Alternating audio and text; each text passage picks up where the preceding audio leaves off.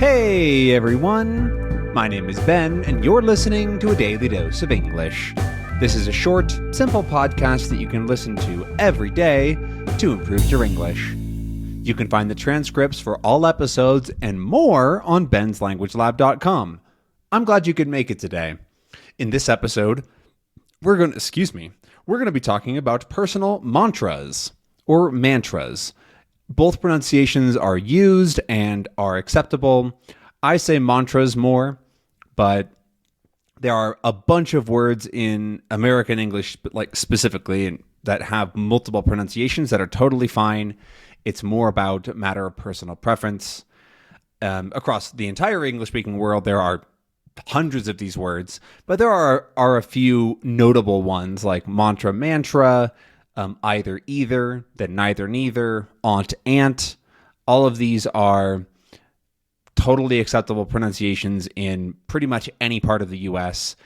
There are general patterns of who uses it where, but it often, now because of the internet, it's not, and they're not super common words, so it's more likely that you say what, or rather, that was not a very well-formed thought.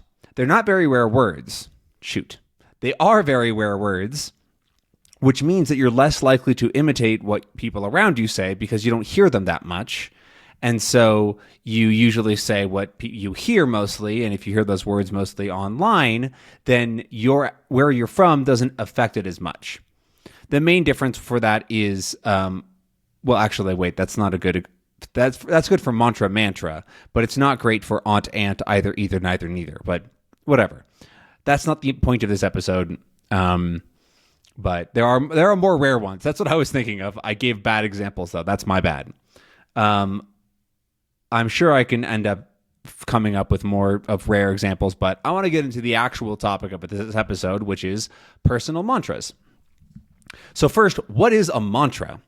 A mantra is very much like a motto or a phrase that describes usually what somebody's trying to do or to think. And a mantra specifically is something that is repeated, usually. And so a personal mantra is a sentence or a phrase that you might repeat for yourself for some reason. And a mantra is used in things like meditation or various yoga practices, just mindfulness. There's a lot of reasons you might use a mantra. Maybe when you're doing sports or going to the gym, lots of different reasons you might use a mantra. But then a personal mantra is something that you have for yourself because it's personal, right? It's personalized to you. There are plenty of mantras out there that you can just find that are made, that are kind of generic and helpful for maybe something. They usually have to do with changing your mindset or helping you remember something about whatever, doing something.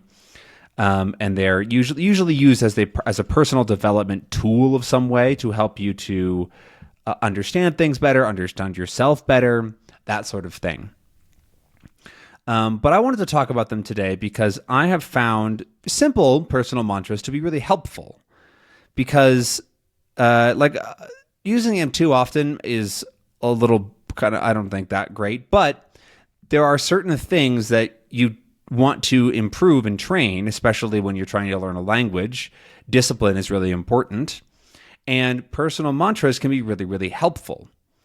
And actually, there's a really good video on YouTube in English, which is great, called Discipline is a... what is it called? Discipline is an emotion.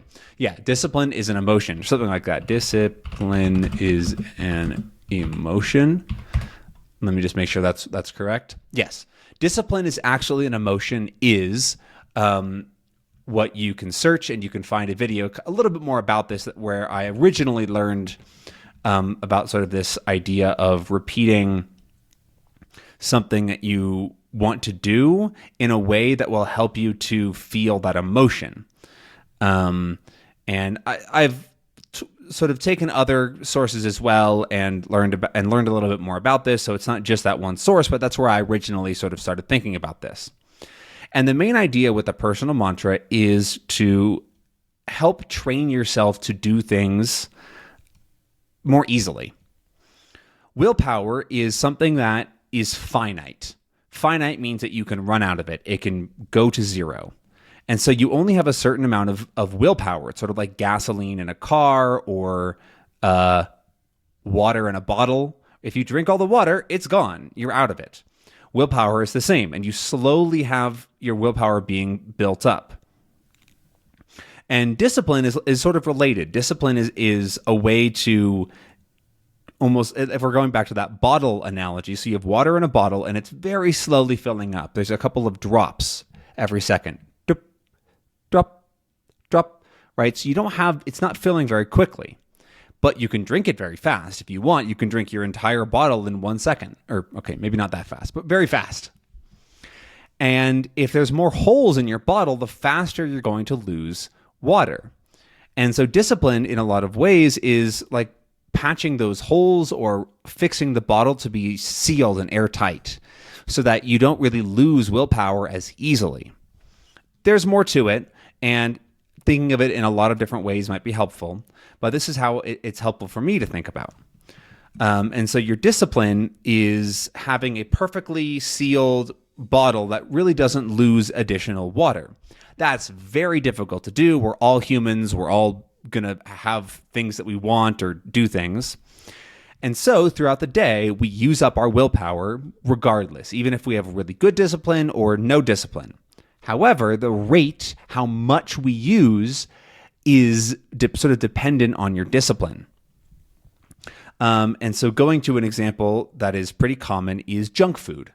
A lot of people really struggle with junk food, and they can't stop themselves from eating candy or chocolates if it's there in the house or if it's close to them. It just uses up all their willpower. They have no more willpower, and they just do it. And they lose that battle, so to speak. They didn't want to, really. Inside their head, they were thinking, I don't really want this, but oh God, I want it so bad. And so that's a negative thing. If they did want that and they don't really have another, like, they do want that thing, that's fine. But I'm talking about the case where you don't want to do something that you end up doing as kind of by accident, rather. And so this personal mantra can really help you to maybe not patch up holes, but learn how to cover holes better or how to patch up holes better. And so that you don't end up using as much willpower. So for somebody who just doesn't want to eat sweets or candy, but they haven't really thought about it much, they're going to have to spend a lot of willpower to not eat some candy that's in front of them. But somebody who's been using a personal mantra of, I don't want to eat candy, it's not something that will make me happy. I don't want to eat candy. It's not something that'll make me happy. I don't want to eat candy. That's not something that'll make me happy. When they see a piece of candy, they won't think, ooh, that looks really good. They'll more rather think, oh, I don't want to eat candy. It's not something that'll make me happy. And it maybe doesn't solve the problem immediately, right? This isn't a magic solution, but having that mantra ready in your mind and something that you're aware of can be really powerful for reminding yourself why you're doing something or to help you to make a better decision without really using much willpower. And so it's a pretty nice solution. Anyways, I think I've explained this okay. I don't know. You have to tell me in the comments how it went if you understood what the hell I'm talking about. But I have used mantras in the past, and one of the ones I actually used was about discipline, because I'm a person with relatively trained discipline at this point. I can do the same thing every single day. It's how I've gotten to 103 episodes on this podcast and all these different things.